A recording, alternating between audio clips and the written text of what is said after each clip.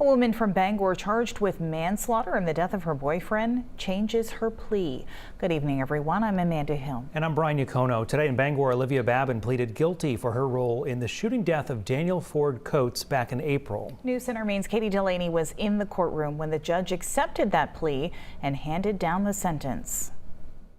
Olivia Babin pleading guilty and sentenced to prison for the manslaughter of 24-year-old Daniel Ford Coates. The judge arguing that the shooting was not malicious but deeply reckless. Babin, speaking in court Monday, says she takes full responsibility for shooting Ford Coates.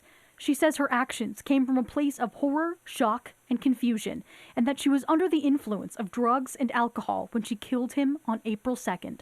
Assistant Attorney General Jennifer Ackerman says, according to witnesses interviewed by Bangor police, Babin took Ford Coates' gun, wanting to scare the girls in the apartment below.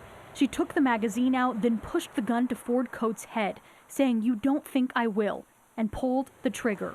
She then discarded the gun into a stream and changed her clothes before calling 911. According to Ackerman, she also lied to law enforcement, saying one of Ford Coates' friends who was at the scene was the one who shot him. The prosecution arguing that these actions warrant more than the minimum 4-year sentence for manslaughter. In the courtroom, 6 family members and friends of Ford Coates shared their grief and pushed for a longer sentence for Babin. She had zero regard for Danny's life. It's a murder. She murdered our child. She made a choice to kill him.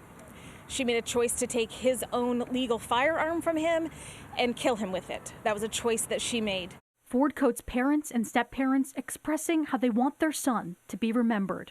Huge heart, would protect anybody, would stand up to the bullies. You could be in the worst mood ever, and he would change it in a heartbeat. He was funny and bright and cared about other people's feelings, and he never, ever wanted to hurt anyone.